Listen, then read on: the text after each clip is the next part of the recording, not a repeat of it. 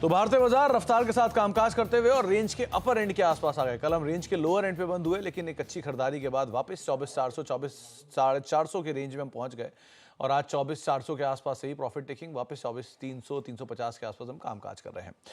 आगे का व्यू क्या होना चाहिए, इससे पहले बातचीत कर लेते हैं। हमारे साथ निर्मल बैंक सिक्योरिटीज के नीरव छेड़ा मौजूद भी हैं। नीरव सर नमस्कार, स्वागत है कार्यक्रम में। मार्केट्स में एक रफ्तार तो है, लेकिन वही रेंज 24,100 नीचे 24,500 ऊपर, इसको बाजार आराम से प्ले कर रहा है। अभी भी कंफर्टेबली हरे निशान में हम कामकाज कर रहे हैं। कैसे रीड कर रहे हो आप मार्केट्स को, क्या करना चाहिए अभी निफ्टी बैंक में? Yes, good afternoon Sumit ji. देखिए, निफ्टी बैंक में पिछले 3 दिनों में एक चीज बहुत अच्छी हुई है कि पोजीशन कटी है। तो लाइट है on terms of position open interest. और अगर किसी के पास ज्यादा लोगों के पास ओपन इंटरेस्ट या फिर पोजीशन नहीं है, तो इट डेफिनेटली सेज के भाई यहाँ से बिकवाली, जो फॉलो अप बिकवाली है वो कहाँ से आएगी, क्योंकि ज्यादा लोग होल्ड ही नहीं कर रहे हैं। तो at this point of time ये बहुत बढ़िया साइन है मार्केट के लिए। मुझे लगता है कि यहाँ से थोड़ी बहुत अच्छी बाइंग आ सकती है इन द सेकेंड हाफ। तो करंट लेवल से भी आप निफ्टी और बैंक निफ्टी खरीद सकते हैं। निफ्टी में स्टॉप लॉस 24,240 का रखिएगा। यहाँ पे क्लोजिंग बेसिस पे आपको स्टॉप लॉस रखना है फ्यूचर में। ऊपर में मुझे लगता है 24,550 24,600 तक निफ्टी आ सकती है अगले 1 से 2 दिनों में। बैंक निफ्टी की मैं बात करूं तो देखिए 50,000 का बहुत बढ़िया सपोर्ट है। हाईएस्ट फुट बेस भी है यही लेवल पे, तो यहाँ से भी अच्छा एक बाउंस देखा गया है बैंक निफ्टी में। मेरे हिसाब से 51,500 बैंक निफ्टी में भी आ सकता है। करंट लेवल से आप बाइंग करें, थोड़ा डिप्स मिले डिप्स में ही बाइंग करें। 50,100 का फ्यूचर में स्टॉप लॉस रहेगा। 51,500 तक के इसमें टारगेट नजर आएंगे। 51,500 तक के टारगेट्स निफ्टी बैंक में बनते हुए दिखाई पड़ेंगे और निफ्टी में भी नीरव सर मान रहे हैं कि शायद लॉन्ग अभी भी कंटिन्यू रहेगा और तेजी यहाँ पर बनते हुए दिखाई पड़ सकती है। नीरव सर, इंडिविजुअल स्टॉक्स, मतलब जिस तरह की टोन आप रख रहे हो, लग रहा है कि लॉन्ग साइड पे रहोगे, कोई शॉर्ट तो होगा नहीं? Yes, at this point of time yes, long side में रहूंगा। और जो अभी सेक्टर चल रहा है वो केमिकल्स का चल रहा है, तो मेरे हिसाब से ये सेक्टर में एक बाइंग होनी चाहिए।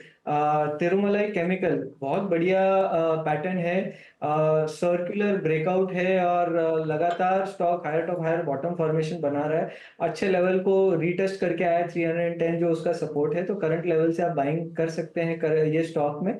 320 का इसमें स्टॉप लॉस रहेगा। ऊपर में अराउंड 355 360 के इसमें टारगेट रहेंगे। दूसरा कॉल मुझे काफी पसंद है, वो है आईओसी। नो डाउट आज थोड़ा नीचे है, बट ये जो सेक्टर है इसमें भी बाइंग होनी चाहिए, क्योंकि मेरे हिसाब से तीनों ही स्टॉक्स एचपीबीटी और आईओसी काफी लंबे कंसोलिडेशन के बाद निकले हैं और यहाँ से सपोर्ट्स रीटेस्ट हुए हैं मेजर स्टॉक्स में। आईओसी में भी 168 169 का सपोर्ट है जो रीटेस्ट हो रहा है अब। यहाँ से वापस बाइंग आनी चाहिए। नीचे में 163 का आप स्टॉप लॉस लगाइए। 185 तक के टारगेट नजर आ सकते हैं। तो आपके लिए आईओसी जहां पर आप लॉन्ग जा सकते हैं, और तिरुमलाई केमिकल 355 360 के टारगेट्स के लिए आप यहां पर लॉन्ग साइड में पोजीशंस देखेंगे। 320 का एक स्टॉप लॉस यहां पर आप मेंटेन कर चल सकते हैं और साथ साथ आईओसी 185 के टारगेट्स के लिए 163 रुपए का एक स्टॉप लॉस यहां पर आप मेंटेन कर सकते हैं। आगे बढ़ते हैं और अब दो इंपॉर्टेंट स्टॉक्स, इसमें एक आइशर मोटर्स, नंबर्स के बाद शानदार तेजी, साथ साथ भारत फोर्ज बढ़िया तेजी यहां पर भी देखने को मिली। इन नंबर्स के बाद यहां पर कुछ ब्रोकरेज हाउसेस के नोट्स भी आए हैं और नोट्स क्या कह रहे हैं इस पर बातचीत कर लेते हैं। कंचन हमारे साथ मौजूद भी हैं। कंचन, आइशर मोटर आज एफ&ओ का टॉप गेनर भी है, क्या डिटेल है आपके पास? जी, आइशर मोटर की बात करी जाए या फिर भारत फॉर्ज की बात करी जाए, आइशर मोटर में अगर हम देखें तो जेफरीज ने अपनी जो राय है खरीदारी की वो बरकरार रखी है और जो लक्ष्य है वो 6,000 से घटा के 5,500 कर दिया है। रॉयल एनफील्ड की वॉल्यूम की बात करी जाए तो ये थोड़ा सा कंसर्निंग फैक्टर बना हुआ है, लेकिन जो टू व्हीलर प्रीमियमाइजेशन है वो उससे कंपनी को काफ़ी ज़्यादा फायदा होने की उम्मीद जताई जा रही है। साथ ही साथ जो टफेस्ट कॉम्पिटिशन का फेज था वो कंपनी ने पीछे छोड़ दिया है, जिसके बाद फिस्कल ईयर 25 से लेकर 27 तक ईपीएस का जो अनुमान है वो 2 से 4% ब्रोकरेज ने घटा भी दिया है। तो ये थी आइशर मोटर के ऊपर। अगर हम बात करें भारत फॉर्ज की, तो अंडर परफॉर्म की रेटिंग को बरकरार रखा है, टारगेट कर दिया है 175 1200 से 1200 टारगेट कर दिया है, जो कि पहले 175 था। अगर हम बात करें डिफेंस बिजनेस की तो अच्छा खासा मोमेंटम हमें देखने को मिल रहा है। इनफैक्ट जो इनकी सब्सिडरी कंपनी है उसमें भी एक साइन ऑफ इम्प्रूवमेंट दिखाई दे रहा है।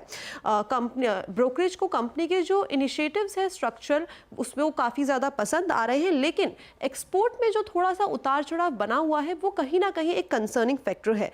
इस टाइम पे करंट लेवल्स पे जो वैल्यूएशन है वो थोड़े से इस टाइम पे कंसर्निंग फैक्टर है, लेकिन फिस्कल ईयर 25 से लेकर 27 तक जो ईपीएस का एस्टिमेट है वो करीबन 2 से 3% बढ़ा दिया गया है। तो आउट परफॉर्म की रेटिंग दी गई है भारत फोर्ज में नंबर्स के बाद, और साथ साथ आइशर मोटर एफ&ओ का टॉप गेनर भी है। Neeraj sir, any view Eicher motor के ऊपर? देखिए, बढ़िया सपोर्ट लिया ये स्टॉक ने 4660 से, जो कि इसका सपोर्ट लेवल है। फ्लैग काइंड ऑफ फॉर्मेशन बन रहा है, कंसोलिडेशन पैटर्न है, मगर काफी बढ़िया ओवरऑल लॉन्ग टर्म पैटर्न है। सो आई वुड सजेस्ट कि ये करंट लेवल से बाइंग कर सकते हैं। ऊपर में एक रेजिस्टेंस है 5000 का, तो नियर टर्म के लिए 5000 पे आपको प्रॉफिट बुकिंग करना है। करंट लेवल से 4740 का आपको स्टॉप लॉस लगाना है। भारत फोर्ज की अगर मैं बात कर लूं तो देखिए ये स्टॉक बहुत बढ़िया है। इसका जो पैटर्न है वो भी काफी बढ़िया, काफी सालों के बाद ये स्टॉक कंसोलिडेशन से निकला है। तो इसका जो कंसोलिडेशन टारगेट है वो अराउंड 1850 1900 के पास आता है। तो करंट लेवल से अच्छे लेवल पे मिल रहा है, अच्छा सपोर्ट भी लिया है स्टॉक ने। 1600 के स्टॉप लॉस के साथ में आप इसे बाय कर सकते हैं। On a closing basis stop loss होना चाहिए, एंड अबाउट 1800 1850 पहला टारगेट रहेगा। तो 1800 1850 यहाँ पे भी टारगेट्स आते हुए दिखाई पड़ सकते हैं। ब्रेक का वक्त हो गया, ब्रेक के बाद लौटते हैं और हमारे साथ कुछ ही देर में बायोकॉन की मैनेजमेंट भी मौजूद रहेगी नंबर्स के बाद बातचीत करने के लिए। उनसे भी चर्चा करते हैं छोटे से ब्रेक के उस पार।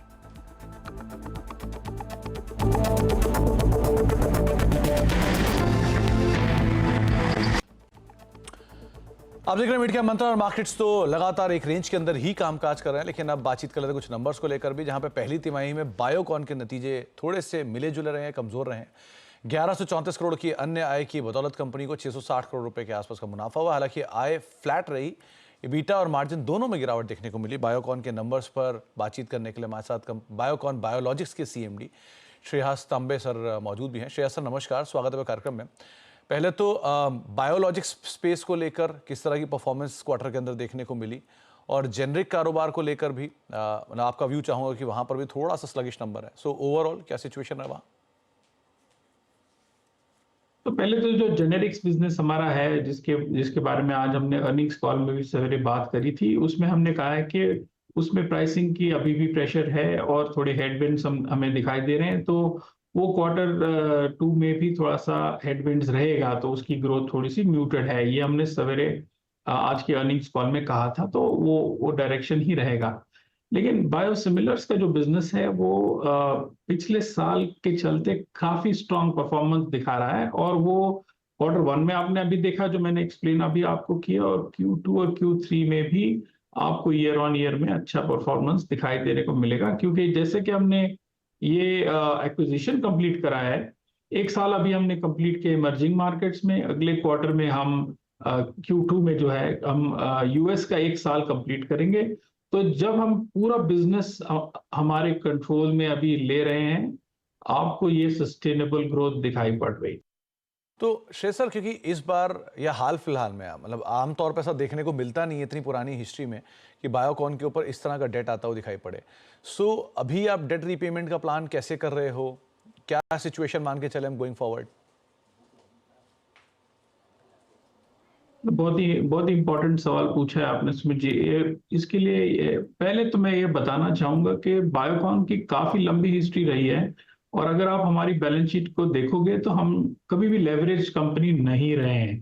तो ये पहले तो ये दर्शाता है कि हम काफी कंजर्वेटिव कंपनी है। डेट के बारे में हम कभी भी हमने लेवरेज करके बिजनेस को नहीं चलाया। जो हमने अभी डेट लिया है वो केवल ये एक्विजिशन के लिए था, जिसमें हम कंपनी को बहुत ज्यादा ट्रांसफॉर्म कर दिए हैं।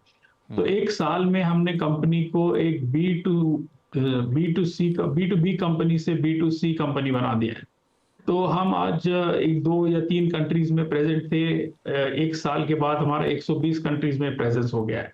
तो ये जो डेट लिया गया है, ये एक स्पेसिफिक एक्विजिशन करने के रीजन से, के इंटेंट से लिया गया है।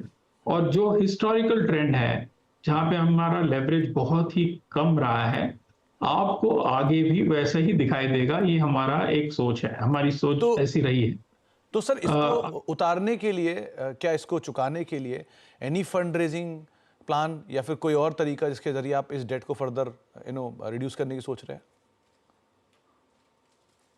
तो बायोकॉन लिमिटेड के पास कई सारे ऑप्शंस हैं। ये ऐसा नहीं है कि फंड रेज में सिर्फ एक ही ऑप्शन है कि आप या तो इंटरनल अक्रूवल से करिएगा, या फिर इक्विटी इन्वेस्टर लाइएगा, या फिर लिक्विडिटी इवेंट करिएगा।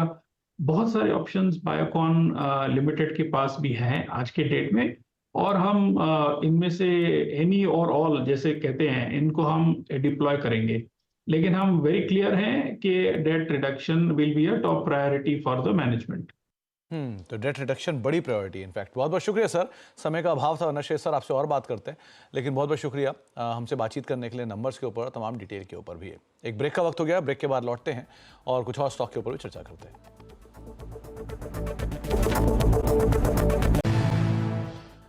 आप देख रहे हैं मीडिया मंत्रा और 250 अंकों की बढ़त निफ्टी में देखने को मिल रही है। जाने से पहले जरा खिलाड़ियों का अपडेट भी ले लेते हैं। हफ्ते का आखिरी कारोबारी सत्र है, किस तरह की सिचुएशंस सो फार देखने को मिल रही हैं। इस पूरे हफ्ते में वॉलेटिलिटी काफ़ी ज़्यादा रही है, कुछ खिलाड़ी नेगेटिव में भी गए थे, लेकिन अभी प्रदीप होचंदानी करीब 10.5% के रिटर्न के साथ लीड कर रहे हैं। प्रशांत 8% के पॉजिटिव रिटर्न के साथ आ चुके हैं और कपिल चाह फ्लैट टू पॉजिटिव रिटर्न के साथ सो फार कामकाज करते हुए दिखाई पड़ रहे हैं। तो मीडिया मंत्रा को अब यहीं समेटेंगे, एक ब्रेक, और ब्रेक के उस पार नो योर कंपनी। और नो योर कंपनी में आज हम बातचीत करने वाले हैं राघव प्रोडक्टिविटी की मैनेजमेंट से। छोटे से ब्रेक के उस पार। नमस्कार।